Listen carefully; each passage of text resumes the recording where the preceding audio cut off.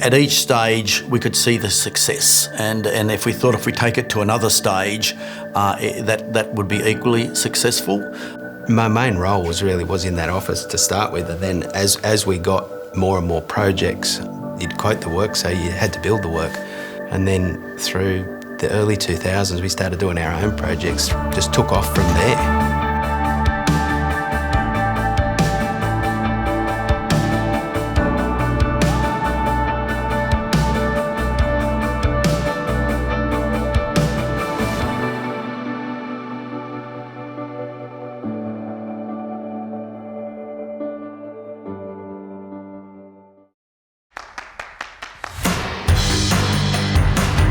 So this was the first GWH building as such. We'd been building for, if it's 25 years, another 5 years before this. And this is pretty typical of the type of buildings that we were building down in Cardiff in the industrial estate.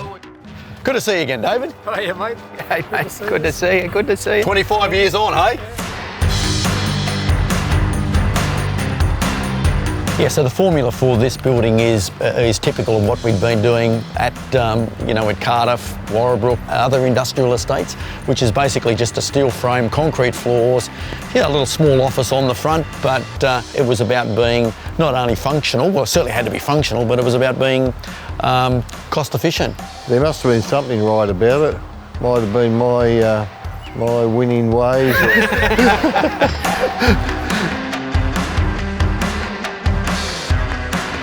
The Sigma Pharmaceutical building was one of the very early buildings that we did for with GWH, and it was certainly one of the first buildings that was all precast concrete. Traditionally before that, most of the buildings we were doing were more colour-bond buildings, I would have said. And something like this building here, we probably put the panels up in 2 days.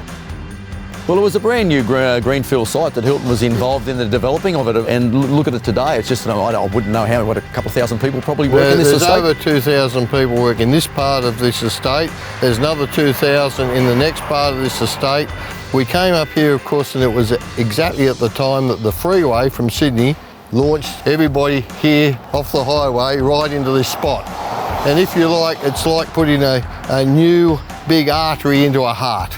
It was pumping blood in here that had never been here before.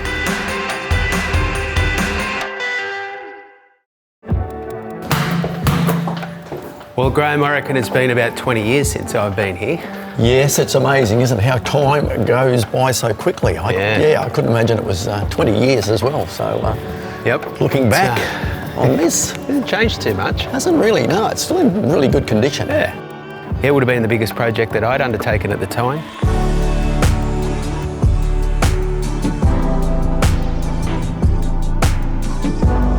This is probably one of the larger community facilities, and also that probably because it's in our own area. And to see it so well used, even today, 20 years later, I don't think there's many nights or days that this facility isn't used. They had a very limited budget, so I think it was our ability to be able to design and construct something that was efficient economically efficient, I think, as much as anything. We went under budget, and we gave that back to the Basketball Federation. This is a floor that was installed by ASF Horners, who are the guys that actually did the Sydney Olympics stadium floor. So we didn't compromise that at all.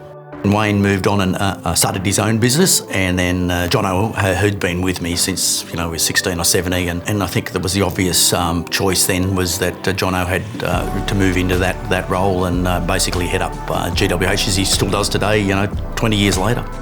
He delivered that on time and actually under budget, so that put him in good stead for the next series of projects that he's done over the next 20 years since then.